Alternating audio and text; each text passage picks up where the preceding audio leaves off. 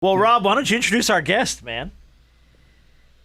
Does he really need to be introduced? Oh, I mean, I guess you should probably just at least say his name, and just so people know who's on the show, you know? This is the legend himself, Andy B. Andy's been around for Andy, how long have you been around? Well, I've been knowing you since I was a rookie. This will be year 43 this year. 43 years. 43 years. Yeah. Man. And I have to tell you, I've stopped counting in actual numbers. I'm counting in jerseys now. So like last year was James Worthy, 42. This year, Michael Thompson, 43. My goal is to get to Ralph Sampson, 50. Oh, I was going to say, I'm doing the math in my head. I'm like, what the hell number did Ralph Sampson wear? Hey, you sure you want to get the Dennis Rodman's number? Wow. I might be doing that from another area code, Rob. Yeah, for real. So, I mean, Andy's been the photographer. So, are you the Lakers photographer? Is that kind of the official position? Because I know you photograph everything in the NBA. Yeah, things have morphed a little bit, guys. I like to say I work for the NBA because that's where my check comes from, but I'm basically leased out to the Lakers and Clippers and Sparks because those are our home teams. It's kind of that's the way it works in all the different markets throughout the league, where the NBA essentially hires the team photographer, and the team photographer has historically done all the work that the team needs, but they're not on the team's dime, if that makes any sense. That makes sense. Yeah, it does. I think. Sorry, I think for me, Andy, it's like I've been knowing you for so long, but I don't know. How did you get your start? What made you want to go into shooting sweaty ass guys running around the court? Well, that's a great question, Rob, because we all started somewhere, and there was a love. Like you had a love for the game, I had a love for sports in general. I grew up in Brooklyn and played a lot of street sports. Basketball, street hockey, football in the winter on concrete, stickball. And my dad was a huge sports fan, mostly hockey. We had Rangers season tickets my whole life growing up, and that was how my dad and I bonded, was over sports. We'd go to a Mets game. I went to almost every Ranger game from when maybe 9 or 10 years old till I went to college. So I found out that I had a hankering for photography when I was about 14. My dad bought me a camera, and we made a trip to the Western United States, to all the national parks and stuff. And I really enjoyed it. I really enjoyed being able to create, express myself through a camera. And it became sort of a career choice, through a few different paths. And what better than to marry your two passions together, sports, photography. And, I get a pretty good seat on the court. So, Pretty good seat. You can go wherever you want. I always joke that the people sitting behind me are paying like the $4,000 a seat, Rob. And they're watching you take pictures. Right. But the only deal on that is I have to block for them if Shaq's going to be coming straight at us. I'm the guy who takes the hit. So I guess there's a good question. What have you caught a few hits? You had to have caught a few hits down there. Oh, yeah. Yeah, there's been a few. It amazes me, and Rob, you'll attest to this, that how agile, nimble, and in control you guys are, especially in midair. It just blows me away how you can look so completely out of control, but yet you guys can stop on a dime. You don't usually hit us. Shaq. Only if we don't like you. Right. Well, I have a funny story about that. The first time I got hit was very early in my career. It was around 84. I remember this, and the Denver Nuggets were in town playing the Lakers, and T.R. Dunn came flying into me. I mean, just like Alabama. Yeah, just right. Laid me out. I'm like, I don't know, man. I was like, waiting for to get the last rites or something, and he looks down at me and goes, "Why the hell didn't you get out of the way?" Sorry, dude. I was going to do my job over here. Not really anywhere to go. Hey, and for me, that would be the hard part, because you're trying to get that perfect pick, and all of a sudden you're like, "Oh shit!" Yeah. and you kind of get frozen. You know, it's not like that moment when Shaq was running towards the bench and Phoenix and everybody's scattered. Oh, that's great. That's still one of my favorites. I still love that. It makes me laugh every time I see it. Yeah. Well, so it's well, funny. If you want to hear a Shaq story, I got a great one. And you were probably on this team, Rob, when this happened. Shaq, for all of his giganticness as a person, on the court, he was incredibly in control of his body. He'd literally have 5 guys hanging on him and he'd go dunk. And very rarely did you see Shaq hit the deck. He just didn't. There was one. And keep in mind, I'm about 6 feet away from where these guys are playing under the basket. And there was one play where he went up, he got hacked in midair and sort of lost his balance and took a couple of off balance steps and literally fell right on me.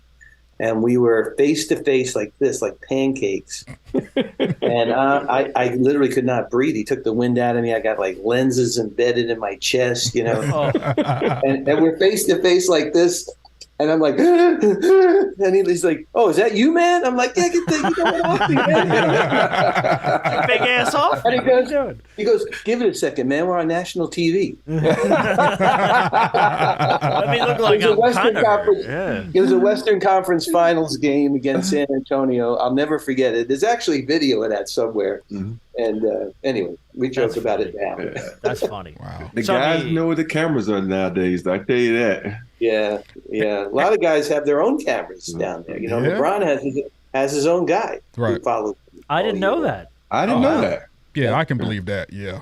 Yeah, it makes sense. Yeah. I'm sure he does because you can't always get him. It's like he has a photo of everything, walking into the arena, riding in the car. Every place. It's like, does he have a ticket on the plane too? Yeah, I believe so.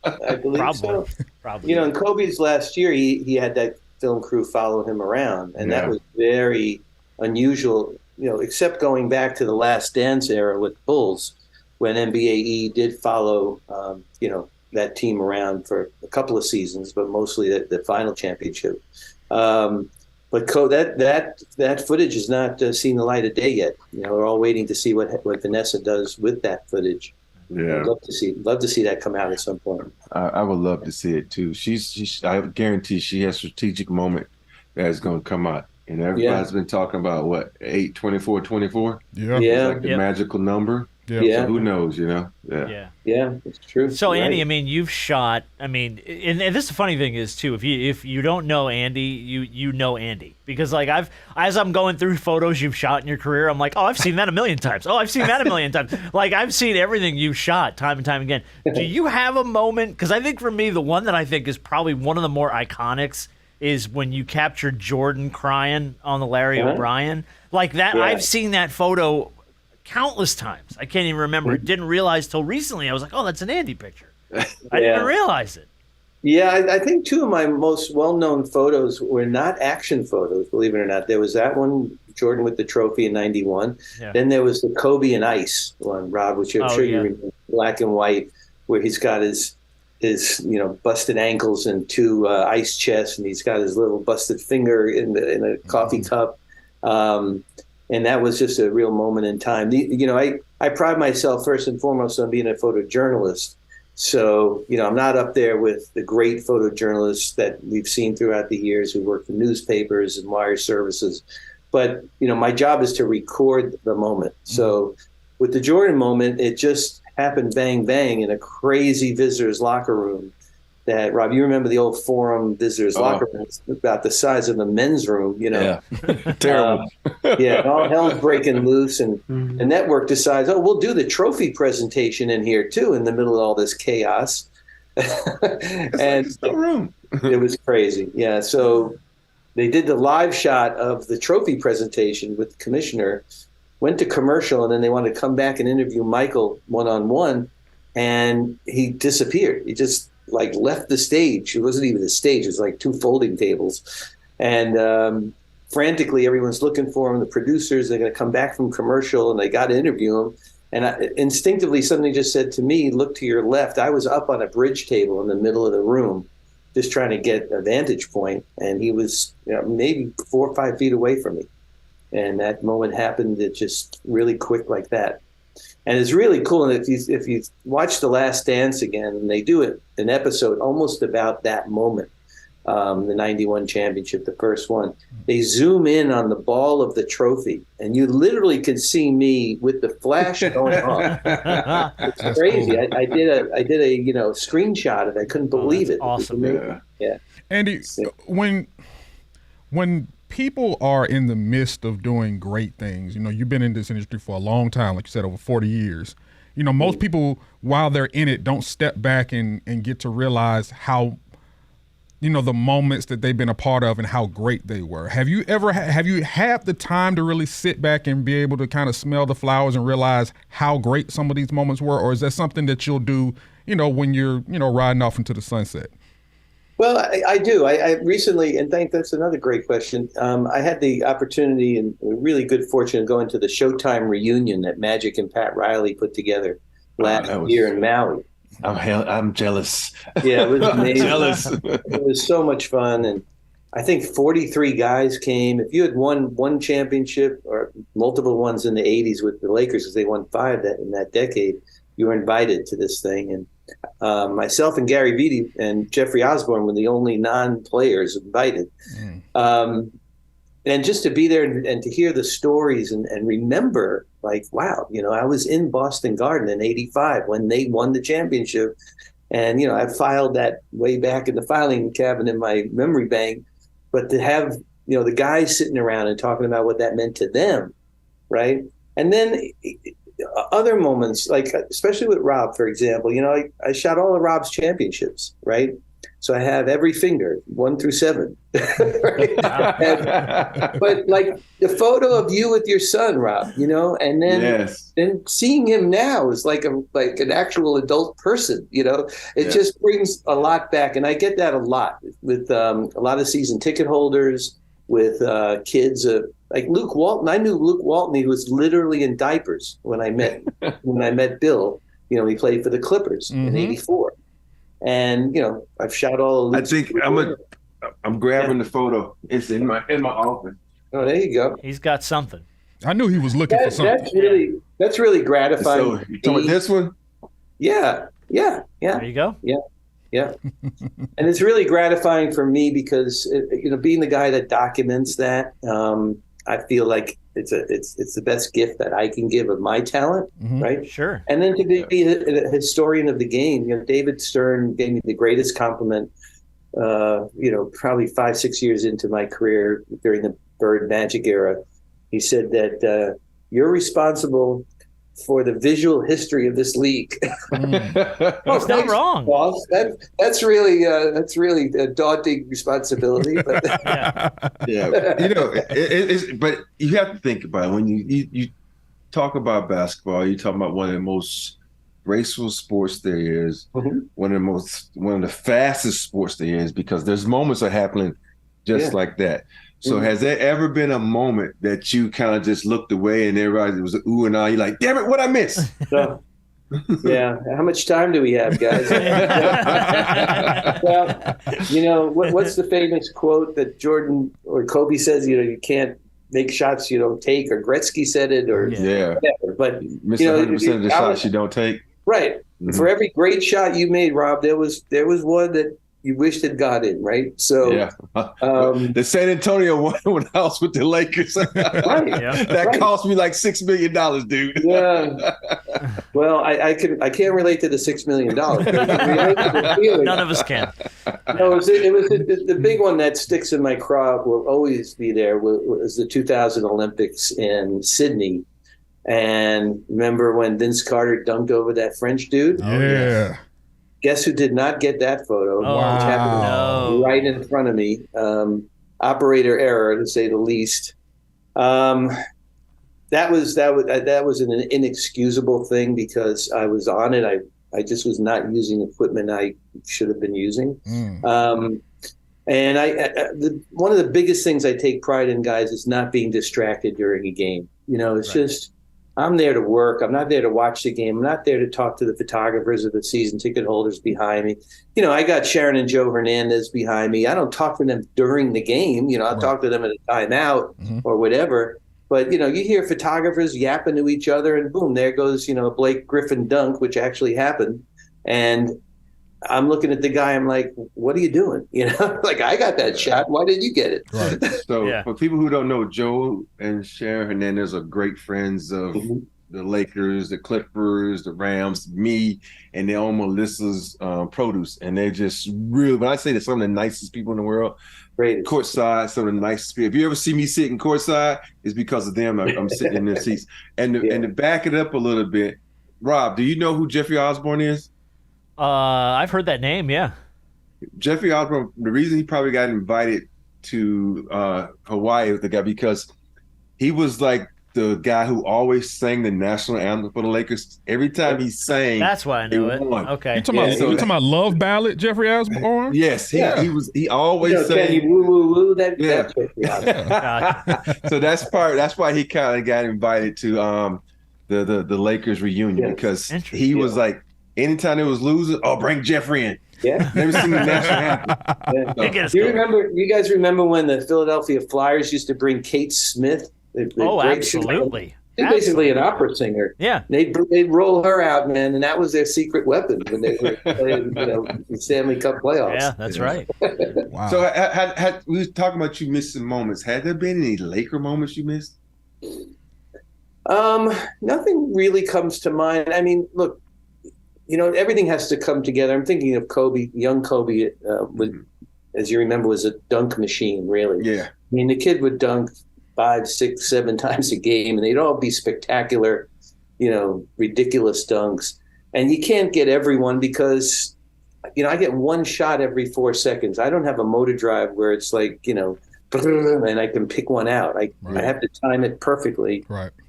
Because of this light system that I use in the arenas. And sometimes it just doesn't come together. Guy's arms in his face, or referee could be blocking you, or all kinds of things could happen. But you chalk that up to that's just kind of the way it is. Yeah. Can't really think of any Laker moments. There's a great Laker moment that I could have taken a picture of, which I didn't, and I can tell you that story. When the Pistons beat the Lakers in, when was that, 88? 88, 89? 88 in the Forum, right? Okay, yeah. And they won the championship in the Forum. It was the Bad Boys' first championship. Yeah, that's one leg. Rob, you remember the old Forum locker room where basically the home team and the visiting team shared a shower, basically. Like the shower was in the middle, and one locker room was on one side, was on the other. It was like a Jack and Jill bathroom. Yeah. We both have to share. Yeah. So part of my job, guys, is to get obviously, the ecstasy of winning, but also the agony of defeat. So I got to go from the crazy victorious Pistons locker room to the Laker locker room to get some kind of dejection or something. It's just part of what I have to do. And there was no way to get through that hallway from the visitors' locker room to the Lakers because it's just jammed with people. So I remember, I can cut through the shower and I'm end up in the Laker locker room. So I go through the shower and I see to the right, as I can see it in my mind's eye, the water is running and there's Magic and Coop in the shower with their jerseys on. They got their uniforms on. And Coop is like sitting on the floor with hands on his head like this. Magic's just sitting under the water. And I'm thinking, this is a great picture that I'll never take. Because I didn't even for a second think about picking up the camera, because that would have, all the loyalty, integrity, trust that I had built would have gone out the window in a second, right? Yeah. So I told that story at the reunion. And Magic goes, damn well should not have taken that picture because you would be here today. And if you look at the evolution of things, and you look at the way certain things are done in any profession and look at the way it's done now, is drastically different. When you look at some of the young photographers now, and you look at, some of the differences in the ways that they do things versus the way that I guess you may have done things coming through the years, are there some things that you see that are the same, or many things that you see are different, or are you taking some things now that you're still in it from some of the kids and applying it to your arsenal as well? How do you see that? Well, the thing that bothers me the most, I must preface it by saying I love the fact that the craft of photography is now in everybody's pocket, right? So everybody has an iPhone. Everybody can be a photographer, whether you're a toddler or a 100-year-old person, which is great for our craft, right? There is a distinction between a professional sports photographer and somebody who is taking an iPhone picture or point and shoot or whatever. And it's obvious. Right. Difference between an NBA player and somebody who's playing, in the playgrounds too, right? So, the thing that bothers me the most about this youngest generation, and I do teach at the college level, is that they take a lot of shortcuts. They don't understand that it's an incremental process to get to where you're going. There's 30 jobs in the NBA, right? That's it. 30 team photographers. In fact, there's only 28 because I have 2 teams and my friend Nat Butler in New York has 2 teams. So, I think of those 30, 25 of us have been with our teams 20 years or more. There's not much turnaround. However, the teams now across the board in every league are hiring their own quote unquote content groups. Basically young social media people who don't have a lot of photography experience. They have a lot of social media experience, which is great. And they're the ones you see when you walk in the arena and they're shooting the videos, the guys arriving. But they have actually ratcheted up their photography skills too. And I do see what they do. I do see that, Russell Westbrook created the arrival photos. That didn't happen before Russell started putting on crazy clothes and stylish and all that stuff. So now that's a given, and the NBA, WNBA, probably every other league is shooting that. Not something I really love doing, getting to the arena at 2:00 in the afternoon to get guys walking in street clothes. So I've been able, luckily, to delegate that out. But I see what people are doing and how they're doing it creatively. They're using lighting. They're doing cool backdrops and things like that. So I try to mentor the younger generation. I try to get across that, none of us got here to this level at the NBA by taking a shortcut, by not going through, the gauntlet of steps that it takes. I mean, I'm preaching to the choir. Rob didn't just all of a sudden show up on an NBA roster. I mean, he started when he was a young kid and then working his way up and then, going, to a great college and working. And the fundamentals stay the same. I see the guys, the players doing the same fundamentals. It might be a little more high-techy now, of course. But, the trainers are getting them ready the same way that even going back to seeing Tim Grover with Michael Jordan, I'm seeing that I saw that with Kobe and his trainer and with the guys today. So, it's weird that you mentioned that when guys come in, it'll show you how things have changed.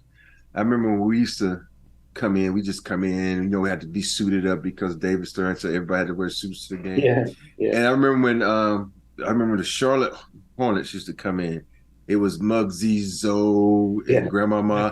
They were all getting off with their bags, their suits, their sunglasses, and we used to sit by who do these motherfuckers think they are coming out cool? And it was one of the things used to piss us off, but now it's just the norm. Everybody comes in with sunglasses. Everybody walks in, with their little swag, and it's just everything just changes. And now it's just publicized more in the pictures and stuff. Because I don't think I could have done it. I used to hate when the camera's in your face when you walking in. I'm like, dude, I'm trying to get my mind right now. You trying to, film me, and I got to look cool. I'm more conscious of that, but it's weird, man. Well, as you remember when you were with the Spurs used to come in the back way. We never had access to the Spurs. To this day, we don't have access to them. Oh, wow. Because they'd park and then they'd come in the back way and never go through the media gauntlet. And they'd have to do it on the road, but not at home. But the only time they would let them do it, they're like during the finals. Yes, during the finals. They might let them back there during the finals. 'Cause I remember they have a picture of me coming in, and I'm like, I never even know. I think it was you I was pointing at. It's a video, and we're coming in the back, and I was like, hey! And they had me on camera doing that. So, because nobody ever went back to Spurs. Spurs always been like, hey, We're gonna be Yeah. low key. We're gonna be as stealth as possible so Yeah. we can focus. Yeah, no, it's true. Popovich ran a very tight ship, to say the least. Yeah, it still does. Yeah. Andy, where can people find your stuff? If people want to go back and kind of look through the history of the NBA, I'm sure you have. I know you've got books out and stuff like that. So. Yeah, sure. Well, the book that I'm most well known for is the Mamba Mentality book that I did with Kobe. Yeah. So the Mamba Mentality, How I Play, you can get that everywhere, Amazon or whatever. It's in a lot of different languages too. Phil Jackson and I did a book called Journey to the Ring, the 2009 10 championship. So that's out there. NBA.com is a good place to see my NBA photography, but my work can be seen on my Instagram, primarily ADB Photo Inc. And I'm plugging, obviously, my own podcast and my own platform, Legends of Sport. So legendsofsport.net and Legends of Sport on Instagram. That's awesome. Okay. Andy, Yeah. you're a legend. So hopefully man. one day I'll be a legend. I can come on there, Andy. You are. What are you talking about? We've What are been you talking talking about about? this for years, I'm Rob. totally kidding. I would mess with Andy because of Andy has never given me a photo of my shot. And so that's why I wanted to have him on the podcast so I can put him Okay, on hold blast on, wait a right minute. now. Well, So- hold on. I missed the shot. You talking about the shot against Portland, right? Yeah. No, I'm talking about the shot against Sacramento. Sacramento. Oh, yeah. I missed it. I missed it. That is number 3 on the hit list. by Hey, the way. that's why I mentioned that early because I know you missed it, and so I was trying to get you to I know. mention that. killing me, man. No, that of course I blocked it out of my mind because it's so painful. But that was a case in point where you remember how bang bang that was, right? Yeah. The ball Mm-hmm. Tipped suddenly ends up in your hands Yep. and happened in a split second. I had just shot the whatever was happening when the ball got batted to you. I don't know if Shaq took a shot or Kobe missed a layup. both Shaq missed. missed the tip in. Yeah. Yeah. Right. So I shot the tip in I was on the other end of the court, but then I need 3.5 to 4 seconds to be able to shoot again because my lights have to recycle up. So if you imagine like huge batteries have to come back up to be able to push the button again, that Right. the lights come out. I pushed the button, but I got nothing. I got no frame. So, So- that was one of the moments where I was doing my job, but the equipment let me down. Yeah. Who took the picture then of the one that we use in our logo of Rob mean mugging after Yeah. the shot went down might and like have taken Shaq's running behind him with his finger in the air? Was that you? I might have taken that one, or the one you're talking about. I think was from an elevated angle. I Might ran have on the been. court. I ran on the court and got the guys mugging him and everything. Okay. But that picture I think was taken by an AP or Getty Oh, photographer. okay. Got it. Yeah, that was a great shot. Yeah, that's I know always 'cause the we one I talk think about- of. yeah. Is that that one? Yeah, we I had was to go messing with to. Andy all the time about this because the young lady from Sacramento is the one who gave me the picture. That's right. Yeah, 'cause I was sitting next to the Sacramento Bee photographer, Mm-hmm. and I looked at him. I said, "You got that right?" And he goes, "Yeah." I said, "We'll be calling you." All right, Andy, you're the best, man. We'll let you run. We appreciate all your time, dude. Appreciate it, Thanks, Andy. fellas. Dude, thank you Andy, for sharing just- the stories, man. Yeah, and just text me when you need me, man. I'm here for you always, man. I love you, brother. Thank you, Rob. You're the best, man. Yeah. And great to meet you guys too. Yes, sir. But, happy almost birthday. I know when this will run. Probably after your I birthday. know it but- airs today. Yeah, it's Oh, gonna okay, go up great. today, so we're good. Great. Well, Yeah. all the best to you and yours, Rob. And Same guys, here, great to brother. meet you. Hey, when we going to get the pizza again, man? Hey, we got to do that. We got to Yes. grab Brad and we'll go get something to eat. Yeah, Do we it. right down the street. We live close to each other. Yeah, I've been hanging out at the Ice House, which Johnny Buss owns in Uh-huh. Pasadena. It's super fun, man. What? You have to let me know. I'll come meet you. Yeah, you would like it. Great comedy. So I'm Okay. plugging the Ice House here for No worries. Hey, as you can see right there, look, this is Sincoro bottle from my birthday party, so I plugged Sincoro too. Yeah, Joker's empty. That Joker's empty. What are you talking Oh, about? Well, happiest of birthdays, Rob. You deserve Thank you, it. brother. Thank Thanks, you. thanks, Thanks, Andy. Andy. We appreciate you. All right, man. thank you. All Yeah. right, all the best, buddy. Okay.